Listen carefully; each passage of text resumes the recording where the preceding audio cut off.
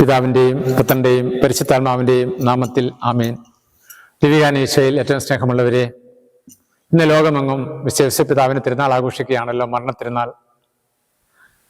വലിയ നോമ്പില് ഏകദേശം ഏക തിരുനാളാകണം. കാരണം എല്ലാ വർഷവും വലിയ നോമ്പിലാണ് മാർച്ച് 19 കടന്നു വരിക. ഇന്നത് വ്യാഴാഴ്ചയുമാണ്. വിശ്വ പിതാവ് നന്മരണത്തിൻ്റെ മധ്യസ്ഥനാണ്. ഞാൻ പറയും, നമ്മളെല്ലാവരും എല്ലാ വർഷവും വിശ്വപിതാവിനോട് നമുക്ക് നല്ലൊരു മരണം ലഭിക്കുവാൻ പ്രാർത്ഥിക്കണം.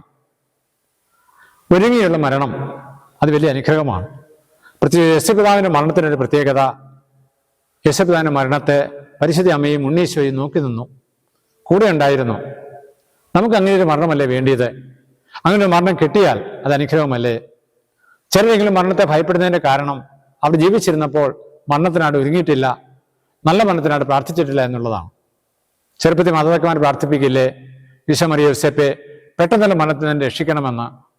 എന്ന് പറഞ്ഞാൽ നമ്മൾ യേശുപിതാവിനോട് ഒരു മധ്യസ്ഥ തേടി പ്രാർത്ഥിക്കണം, നമുക്കും ഒരു നല്ല മരണം കിട്ടി നമ്മൾ സ്വർഗത്തിൽ എത്തിച്ചേരുവാൻ. വിശുദ്ധ യേശുപിതാവിന്റെ മധ്യസ്ഥയാൽ പലവിധ അനുഗ്രഹങ്ങളും എനിക്കും സാധാരണ മക്കൾക്ക് വാങ്ങിക്കൊടുക്കുവാൻ ഇടയായിട്ടുണ്ട്. വിശ്വാസമുള്ള മക്കൾക്ക് വിവാഹ തടസ്സം മാറിപ്പോകാൻ ഇടയായിട്ടുണ്ട്. ഒപ്പം പള്ളി പണിയിലും മറ്റേതെങ്കിലും കെട്ടിട പണിയിലും അല്ലെങ്കിൽ വീട് പണിയിലുമൊക്കെ സാമ്പത്തികമില്ല, ഞെരുക്കമുണ്ട് എന്ന് തോന്നുന്നവർക്ക് അവരോട് എൻ്റെ അടുത്ത് വരിക ഞാൻ ഉപദേശിക്കാറുണ്ട്. യേശുപിതാവിനോട് പ്രാർത്ഥിച്ചു, യേശുപിതാവെ സമ്പത്തൊക്കെ വാങ്ങിത്തരും. ഒത്തിരി മക്കൾക്ക് അങ്ങനെ പ്രയോജനം ഉണ്ടായിട്ടുണ്ട്. അവർ വിശ്വസിച്ച് യേശുപിതാവിൻ്റെ സഹായം തേടി അങ്ങനെ തടസ്സങ്ങളെല്ലാം മാറിപ്പോകുന്നതിനും ദൈവത്തിൻ്റെ അനുഗ്രഹം സ്വന്തമാക്കുന്നതിനും യേശുപിതാവിൻ്റെ മധ്യസ്ഥ വഴി ഇടയായിട്ടുണ്ട്. യേശുപിതാവ് നമുക്ക് പ്രിയപ്പെട്ടവനാകണം. നമുക്ക് മാർച്ച് 19 മാത്രം യേശുപിതാവിനെ ഓർത്താൽ പോരാ. ഞാൻ പറയും, ആഴ്ചയിൽ 7 ദിവസമുണ്ടെങ്കിൽ ആഴ്ചയിൽ 7 ദിവസത്തിൽ ഒരു ദിവസം യേശുപിതാവിനെ പ്രത്യേകമായിട്ട് ഓർത്ത് പ്രാർത്ഥിക്കുന്നതിനും അങ്ങനെ നമ്മളും തിരുക്കുടുംബത്തിന്റെ അംഗമാകുന്നതിനും ദൈവത്തിന് പ്രിയപ്പെട്ടവരാകുന്നതിനും ഇടയാകണം. ലൂക്കായുടെ സുവിശേഷം 2-ാം അധ്യായം 51-ാം തിരുവചനം. പിന്നെ അവൻ അവരോടൊപ്പം പുറപ്പെട്ട് നസ്രത്തിൽ വന്ന് അവർക്ക് വിധേയനായി ജീവിച്ചു. അവന്റെ അമ്മ ഇക്കാര്യങ്ങളെല്ലാം ഹൃദയത്തിൽ സംഗ്രഹിച്ചു. അതെ, ഉണ്ണിയെ വളർത്തിയത് അമ്മയും യേശുപിതാവും കൂടിയാണ്. തിരുക്കുടുംബത്തിന്റെ സംരക്ഷകനാണ്, സഭയുടെ കാവൽക്കാരനാണ്, നല്ല മരണത്തിന്റെ മധ്യസ്ഥനാണ്, തൊഴിലാളികളുടെ മധ്യസ്ഥനാണ്. എല്ലാവർക്കും അനുകരിക്കാവുന്ന മാതൃകയാണ് യേശുപിതാവ്. നമുക്ക് ദൈവികാരൻ ഈശോയെ വളർത്തിയ യേശുപിതാവിനെ മധ്യസ്ഥം നേടി പ്രാർത്ഥിക്കാം. ദൈവികാരൻ നാഥ, ലോകമെങ്ങും ഇന്ന് യേശുപിതാവിന്റെ മരണദിനം ആഘോഷിക്കുമ്പോൾ അത് തിരുനാളാണ് ഞങ്ങൾക്ക്.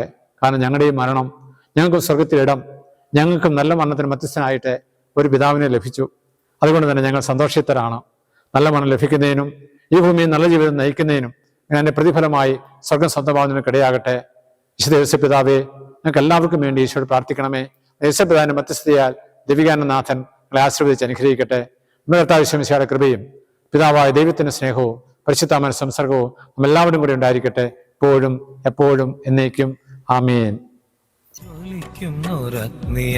ദിവ്യകാരുണ്യമേ, ശോഭയാലെന്നുള്ളം തെളിയും ജ്വലിക്കുന്നൊരഗ്നിയാം ദിവ്യകാരുണ്യമേ, ദിവ്യശോഭയാലെന്നുള്ളം തെളിയും ദിവ്യാഗ്നിതൻ ശക്തിയാലെന്റെ ഹൃദയം ശുദ്ധീകരിക്കണേ നാഥ.